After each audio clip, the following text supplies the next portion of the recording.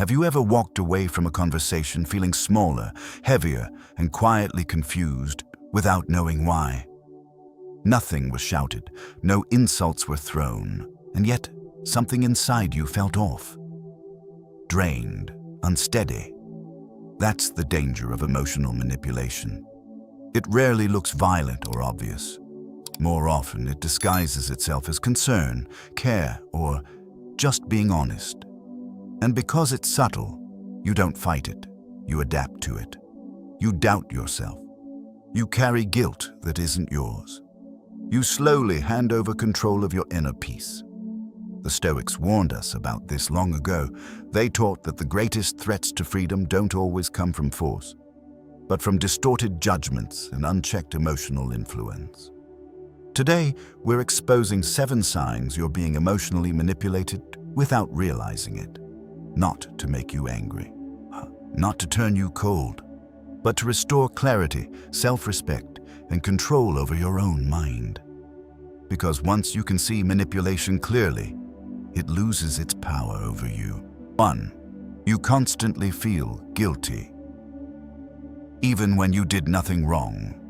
Guilt is one of the most effective tools of emotional manipulation. Not loud guilt, not obvious blame, but the quiet kind that settles in your chest and makes you question yourself before anyone else does. You replay conversations in your head, wondering what you should have said differently. You apologize just to restore calm. You feel responsible for someone else's disappointment, even when you didn't violate any value or promise. This is not accountability. This is emotional conditioning. Manipulation works best when it doesn't need to argue with you. It simply trains you to associate peace with compliance. A sigh, a subtle withdrawal, a disappointed tone. Over time, your nervous system learns the pattern. If I don't adjust myself, I'll lose connection. So you adjust, and again and again. From a Stoic perspective, this is where freedom begins to erode. The Stoics were clear: you are responsible for your actions and judgments, not for managing the emotional states of others. When guilt appears without a clear moral cause, no broken principle, no unjust act, it's a signal, not a verdict. Ask yourself one grounding question: what value did I violate? If the answer is unclear, vague, or based on someone else's mood, the guilt does not belong to you. Marcus Aurelius reminded himself that other people's reactions are not under our control, and therefore cannot define our worth. Yet manipulation thrives precisely by blurring this line. It convinces you that harmony is your responsibility alone, that keeping the peace is more important than telling the truth, that saying no is a moral failure. It isn't, and healthy guilt is precise. It points directly to a specific action that violated a value, and it invites correction. Manipulative guilt is foggy. It leaves you anxious, apologetic, and eager to repair something you can't clearly name. Notice the pattern. You feel guilty, but you can't explain why. The guilt disappears the moment you comply. It returns the next time you assert yourself. That cycle is not growth, it's control. The Stoic response is not confrontation, it's clarity. Pause before apologizing. Name the emotion without obeying it. Separate facts from feelings. You don't need to defend yourself emotionally. You only need to check your integrity. If your actions align with your values, honesty, fairness, restraint, then guilt has no authority over you. Here's the quiet practice. The next time guilt appears, delay your response. Breathe. Ask the question again. What did I actually do wrong? If there's no clear answer, let the guilt pass without action. This is how manipulation loses its grip. Not through anger, but through self-respect. Mantra: I am responsible for my actions, not for managing other people's emotions. 2. Your boundaries are labeled selfish, cold, or unloving. One of the clearest signs of emotional manipulations appears the moment you try to protect yourself. You say no, You ask for space. You stop over-explaining, and suddenly, your character is questioned. You've changed. You're being selfish. You don't care like you used to. This is not feedback. This is boundary punishment. Manipulation doesn't attack your actions directly. It attacks your identity. The message is subtle but powerful. If you maintain this boundary, you will be seen as a bad person. And because most people want to be seen as good, kind, reasonable, they retreat, they soften, they reopen doors they meant to close. From a Stoic perspective, this is where many people quietly betray themselves. And the Stoics taught that virtue, not approval, is the measure of a good life. Being fair, honest, and measured matters more than being liked. When someone reacts negatively to your boundary, it doesn't automatically mean the boundary is wrong. Often, it simply means the boundary worked. Epictetus was clear on this point. If you seek to be free, you must accept that not everyone will be pleased by your choices. Trying to avoid all disapproval is not kindness, it's dependency. Notice the pattern. Your boundary is calm and reasonable. Their response is emotional or moralizing. The pressure is on you to explain, soften, or retract. That pressure, so is the manipulation. A healthy relationship may ask for clarification. It does not demand self-erasure. When someone respects you, your no does not threaten them. When someone relies on control, your no feels like rejection, and they respond by shaming it. The Stoic response is disciplined restraint. You explain once, clearly. You do not debate your right to have limits. You do not defend your character. Silence after clarity is not cruelty. It is self-respect. Here's a simple test. If holding a boundary consistently makes someone angrier, but releasing it makes them calm, you're not dealing with mutual respect. You're dealing with emotional leverage. Remember this. Boundaries are not walls. They are definitions. They tell others how to interact with you without harm. Anyone who benefits from your lack of boundaries will resist them. Mantra. Protecting my peace does not make me selfish. It makes me responsible. 3. You feel confused. After conversations, not clear. Healthy communication leaves you clearer, even after disagreement. Emotional manipulation leaves you mentally foggy. You replay the conversation again and again. You wonder if you misunderstood. You feel unsettled, but you can't point to a specific moment where something went wrong. That confusion is not accidental. It is one of the most reliable byproducts of subtle manipulation. Instead of direct lies, the manipulative pattern uses denial, minimization, and selective memory. Statements shift slightly. Meanings are reframed. Your reaction becomes the focus, not the original behavior. By the end, you're no longer discussing facts. You're defending your perception. This is how self-trust erodes. The Stoics understood that clarity is the foundation of inner stability. That when your mind is pulled into contradiction, it becomes easier to influence. Confusion weakens judgment, and weakened judgment invites control. Seneca warned that a disturbed mind cannot stand firmly.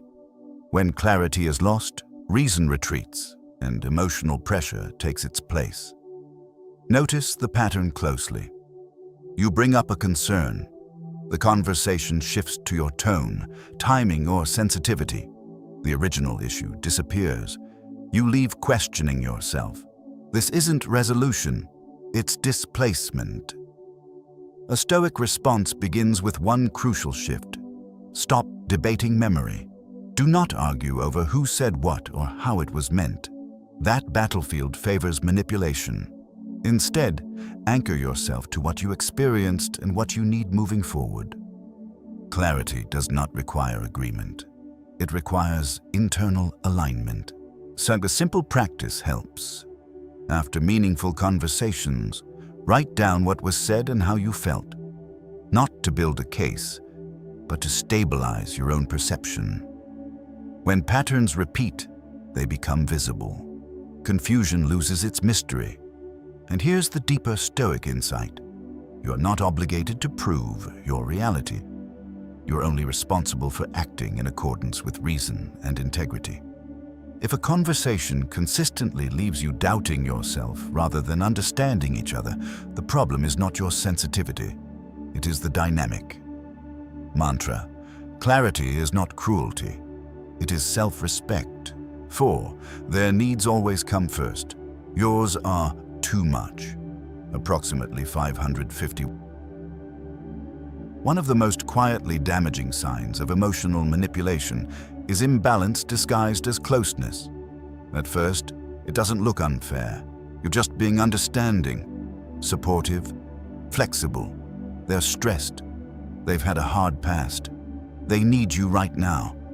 So you listen, you adjust, you make space, and slowly, without any clear discussion, a hierarchy forms. Their emotions become urgent, their problems take priority, their moods dictate the tone of the relationship. Your needs, meanwhile, are postponed. Can we talk later? Now's not a good time. You're asking for too much. This is not mutual care. This is emotional centralization. Manipulation thrives when one person's inner world becomes the sun, and everyone else must orbit around it. The danger isn't that you care. The danger is that your care becomes one-directional. The Stoics would call this a loss of inner sovereignty. Marcus Aurelius reminded himself daily that even in duty to others, one must not abandon reason or self-command. Compassion without boundaries is not virtue. It is self-neglect. Notice the pattern carefully. When they are overwhelmed, everything stops. When you are overwhelmed, it's inconvenient. When you ask for reciprocity, it's framed as pressure or drama. This creates an unspoken rule. Your role is to absorb, theirs is to be absorbed by. Over time, your nervous system adapts. You stop bringing things up, you downplay your feelings, you handle things alone so you don't add stress. And eventually, you feel strangely invisible in a relationship where you give constantly. This is not because your needs are excessive. It's because the dynamic was never designed to include them. From a Stoic perspective, this violates a core principle: justice. Justice is not about being nice. It's about proportionality, balance, fair exchange. A relationship that consistently drains one side is not aligned with virtue, no matter how emotional the language around it sounds. Here's the hard clarity Stoicism offers. Being understanding does not mean being available at all costs. Emotional manipulation often trains you to confuse compassion with self-erasure. You're praised for being the strong one, the calm one, the one who can handle it, until you realize that strength has quietly become an expectation, never returned. The Stoic response is not confrontation fueled by resentment, it's recalibration. You begin by noticing where your energy goes. You stop immediately rescuing. You allow small disappointments to exist without rushing to fix them. This isn't punishment, it's data. If balance returns when you step back, the relationship was capable of respect all along. If guilt, anger, or emotional withdrawal appears, then what you were providing was not connection, it was regulation. And here's the most grounding truth. You are allowed to have needs without justifying them. You're allowed to matter without performing usefulness. Stoicism does not teach indifference to others, it teaches fidelity to reason and self-respect. Care that costs you, your voice is not virtue. It's surrender. Mantra: compassion includes me. I am allowed to take up space. 5. You're afraid to speak honestly. So you edit yourself. One of the most telling signs of emotional manipulation is not what's said to you, it's what you stop saying. You hesitate before expressing a concern. You soften your words before they leave your mouth. You rehearse conversations in your head, not to be clear, but to be safe. Over time, honesty begins to feel dangerous. You're not silent because you lack thoughts. You're silent because you've learned there's a cost to speaking them. This is fear conditioning, not harmony. In healthy relationships, honesty may cause discomfort, but it does not threaten connection. In manipulative dynamics, honesty is subtly punished, not through shouting or obvious anger, but through withdrawal, disappointment, emotional coldness, or turning your words into evidence against you later. So you adapt. So you say, "It's fine," when it isn't. You say, "Never mind," instead of explaining. You convince yourself that staying quiet is maturity. But inside, something tightens. The Stoics were deeply concerned with this exact danger, losing your inner voice in order to preserve external peace. Epictetus taught that freedom begins the moment you stop fearing how others will respond to your reasoned truth. Not reckless truth, not emotional outbursts, but calm, grounded honesty. Notice the pattern. You fear their reaction more than you value clarity. You predict conflict before it happens. You carry resentment because your truth has nowhere to go. This is not emotional intelligence. It is self-censorship, and self-censorship slowly breaks trust, not just with others, but with yourself. Manipulation thrives when silence is mistaken for peace. But peace chosen freely is very different from silence enforced emotionally. One preserves dignity, the other erodes it. Stoicism offers a powerful distinction here. Silence is a virtue only when it is voluntary. If you are quiet because you choose restraint, that is strength. If you are quiet because you fear consequences, that is conditioning. The Stoic response is not sudden confrontation, it is measured truth. You speak once, calmly, without accusation, without apology for existing. You do not argue to be understood, you state what is true for you. And then you observe. A relationship that respects you will make room for your honesty, even if it's uncomfortable. A manipulative dynamic will respond with guilt, deflection, or punishment. That response tells you more than any explanation ever could. Here's a simple practice. Choose one small truth you've been withholding, not the most explosive one. Say it clearly. No justification, no long backstory, just the truth. Then notice what happens. Your job is not to manage their emotions. Your job is to remain aligned with reason and self-respect. Stoicism does not teach you to be silent, to keep the peace. It teaches you to be honest without fear and unattached to how that honesty is received. Because a voice that must be hidden to be accepted is not safe. And peace that requires self-erasure is not peace at all. Mantra. My truth, spoken calmly, does not require permission. 6. They rewrite the past to control the present. Another subtle but powerful sign of emotional manipulation is when the past keeps changing, not to heal, but to dominate the present moment. You remember an agreement one way, they remember it another. You recall a clear boundary you set. They insist it never happened. You point to a pattern. They dismiss it as your interpretation. At first, you try to clarify, then you try to explain. Eventually, you start doubting your own memory. This isn't simple disagreement, it's narrative control. Manipulation doesn't always argue about facts directly. Instead, it creates exhaustion around them. The goal isn't to prove you wrong, it's to make you tired of trusting yourself.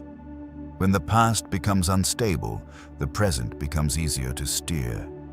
This is why you may feel trapped in endless rehashing. Once old conversations are reopened, not to resolve them, but to reset the power balance.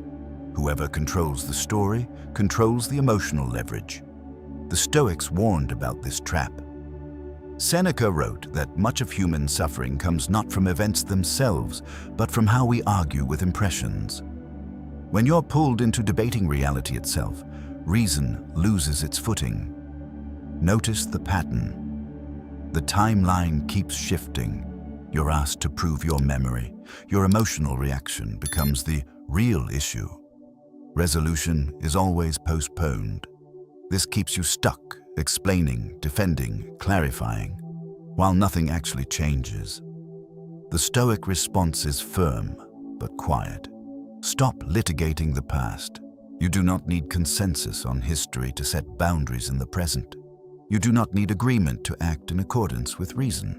And when discussions turn into memory wars, manipulation has already taken center stage. Instead, Stoicism anchors you to one question: what is within my control right now? Not what happened 5 months ago, not what they admit or deny, but what you choose next. Here's the practical shift. When someone rewrites the past, don't chase accuracy. Chase alignment. You can say, regardless of how we remember it, this is what I need going forward. I'm not debating intent. I'm setting a boundary. That single move collapses the manipulation. Why? Because control tactics rely on keeping you backward-facing, explaining, proving, reliving. Stoic clarity turns you forward-facing. It refuses to argue with fog. Another grounding practice helps here. Externalize facts. Write things down after important moments, not as ammunition, but as anchors. Name when your memory is stabilized. Gaslighting loses oxygen. And remember this: a person who respects you does not need to constantly rewrite reality to feel secure. Only someone dependent on control does. Stoicism does not demand that you win arguments. It demands that you protect your reason. You are not obligated to debate your lived experience. You are not required to convince someone who benefits from confusion. When you stop arguing the past and start acting from clarity, manipulation has nowhere to land. Mantra: I don't argue with distorted memories. I act from present truth. There is another layer to this manipulation that often goes unnoticed. Rewriting the past slowly reshapes your identity. When someone repeatedly challenges your memory, your instincts, your emotional recall, well, you don't just lose confidence in a single event. You begin to distrust your ability to interpret reality. This is where the damage deepens. You hesitate before forming conclusions. You second-guess your reactions. You wait for their version before trusting your own experience. That hesitation is not humility. It's erosion. Over time, you may notice yourself asking questions like, maybe I'm too sensitive. Maybe I misunderstood the whole situation. Maybe I shouldn't bring this up again. This internal dialogue is the real outcome of narrative manipulation. The goal was never to win a debate about the past. The goal was to make you unsure of yourself in the present. Stoicism draws a hard line here. Your perception is not infallible, but it is yours. And reason does not require perfect memory to function. It requires consistency and values and self-trust. When someone demands that you abandon your own perception in order to maintain connection, that connection is already compromised. Here is a powerful Stoic recalibration. You do not need shared reality to choose self-respect, even if two people genuinely remember events differently. A healthy relationship can still move forward with mutual respect. Manipulative dynamics cannot. They require you to surrender your inner compass. So watch what happens when you stop engaging in memory battles. You stop correcting details. You stop defending timelines. You stop explaining how things really happened. Instead, you state present truths. This dynamic doesn't work for me. I won't continue conversations that leave me confused. I'm choosing distance for my peace. This shift often provokes a reaction, not because you're wrong, but because control has been removed. The story no longer matters when access does. And that's the final insight. Manipulation survives on access, not accuracy. 7. You feel relief when they're not around, and tension when they are. This final sign is the quietest one and the most honest. Nothing dramatic happens. No argument. No clear betrayal, just a feeling. When they leave the room, your body exhales. When their name appears on your phone, something tightens inside you. You tell yourself you're just tired, that you're overthinking, that every relationship has ups and downs. But your nervous system is already answering a question your mind is avoiding. Relief is data. Stoicism teaches us to trust reason, but reason does not exist only in words. It exists in patterns, reactions, and physical signals. When your body consistently relaxes in someone's absence and tenses in their presence, that contrast is not random. It's a form of information that predates language. An emotional manipulation often bypasses logic and communicates directly through stress. You may not be able to explain what's wrong. In fact, that's often part of the problem. There's nothing obvious to point to, just a constant low-level vigilance. You're more careful, more alert, more filtered. You monitor your tone, your expressions, your timing. That is not intimacy. That is self-surveillance. Over time, your system learns that proximity equals pressure, and distance equals calm. So when space appears, when they're gone, distracted or unavailable, you feel lighter, more yourself, clearer. Then the guilt arrives. You ask yourself, what kind of person feels better away from someone they care about? Does this mean I'm cold or ungrateful? Maybe I'm the problem. This is where many people override their own wisdom. The Stoics warned against exactly this mistake, ignoring the signals of the inner state in favor of social obligation. Marcus Aurelius reminded himself to pay attention to what disturbs the soul, not to suppress it, but to understand it. Peace is not an accident.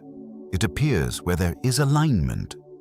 Manipulative dynamics create an environment where your mind is constantly adjusting, anticipating, and accommodating. Even when nothing bad is happening, your system stays alert because it has learned that emotional safety is conditional.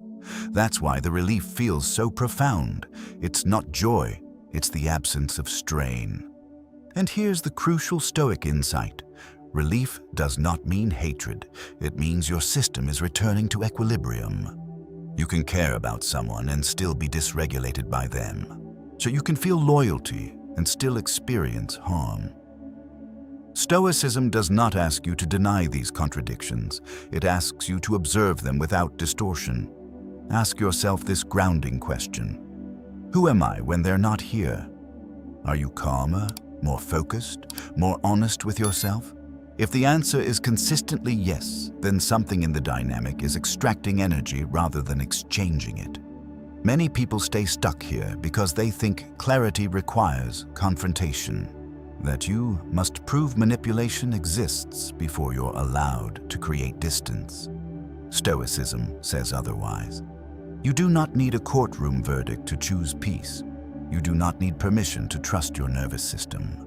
Distance, when chosen calmly, is not punishment. It is information applied. This does not mean cutting people off impulsively. Stoicism values restraint and proportion, but it does mean taking your internal signals seriously enough to pause, step back, and observe the effect. Try this simple Stoic experiment. Reduce contact slightly. Say less, not more. Observe how your body responds. If clarity increases, that's not coincidence.